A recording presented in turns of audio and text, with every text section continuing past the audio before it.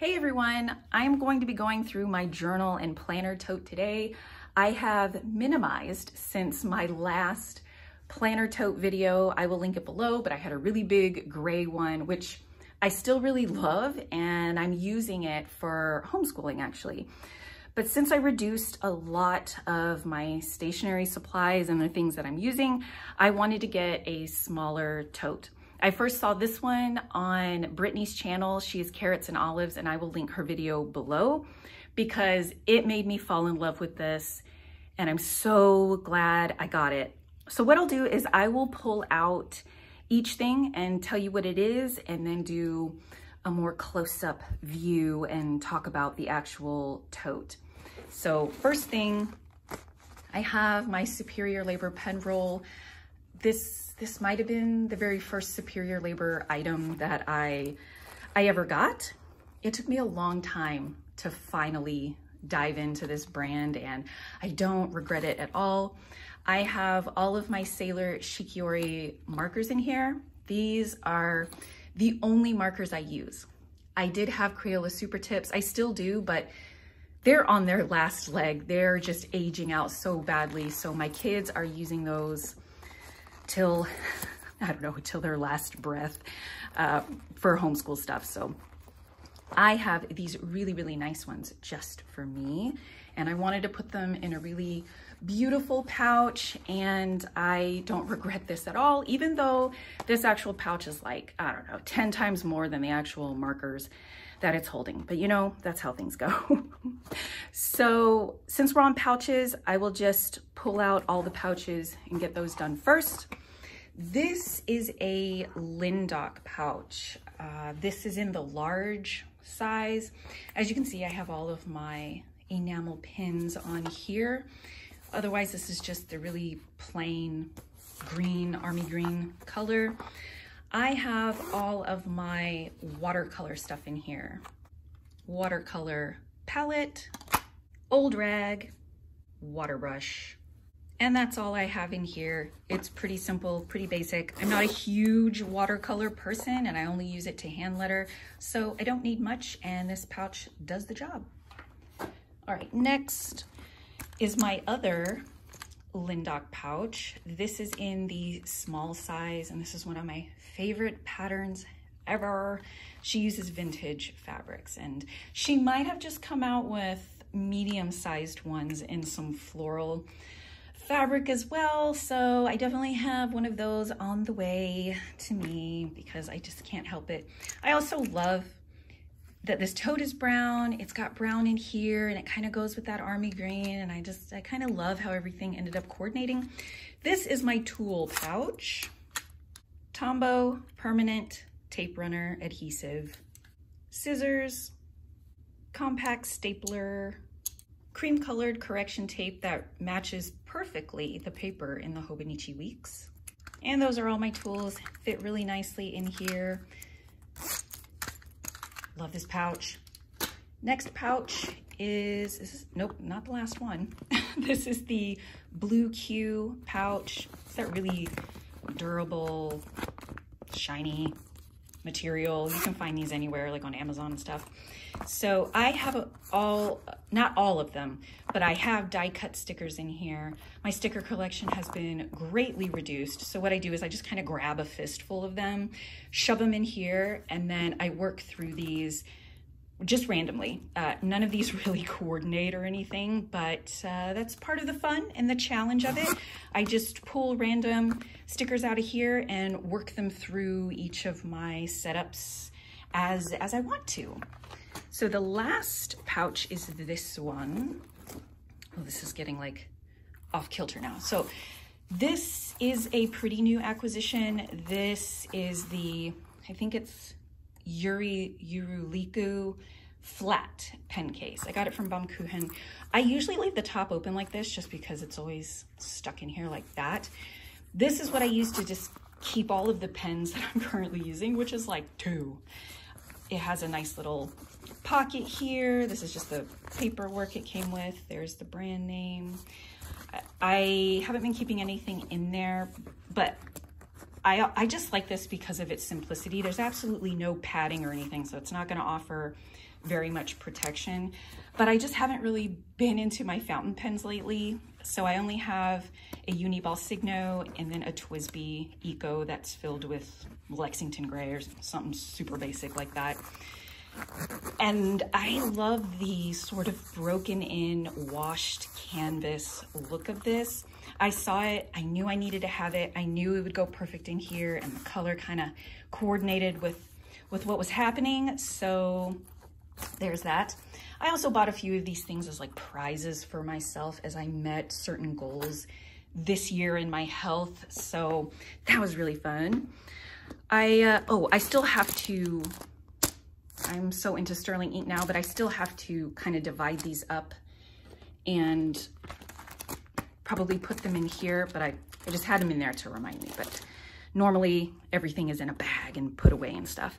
So let's just start here. This is a Hobonichi Weeks that I am using for health tracking and to just make sure I am meeting some health goals that I had this year. So that slips nicely in there.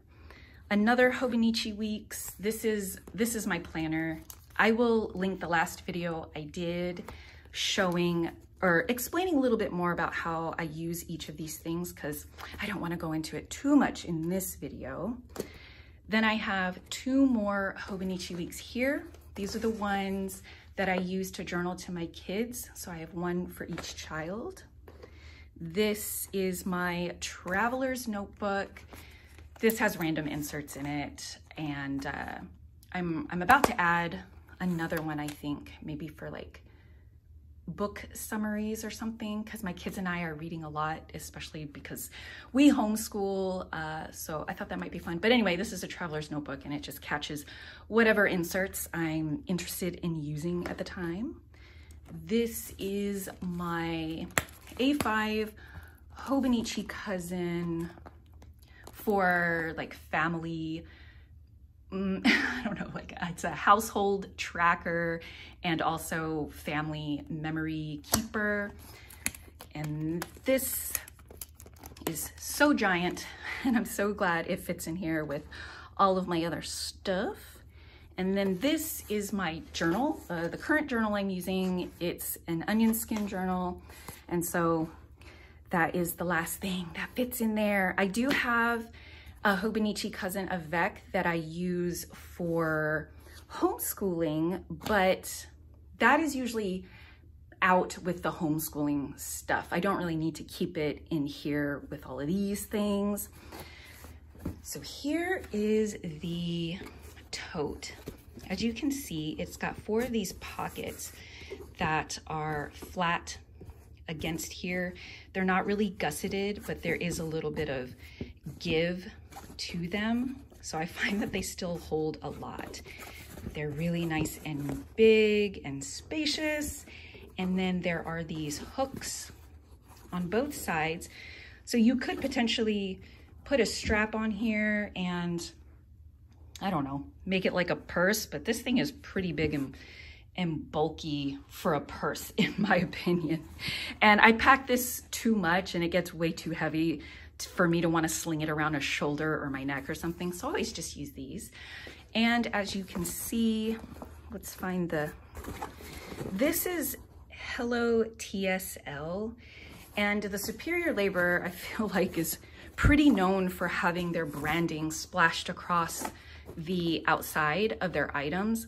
But as you can see, the Hello T.S.L. ones in particular do not have any overt branding. It's just that little bit on the inside. And I really love that. I don't tend to like branding like all over the front of my stuff where it's like really visible. So that is another reason I was really attracted to this particular tote.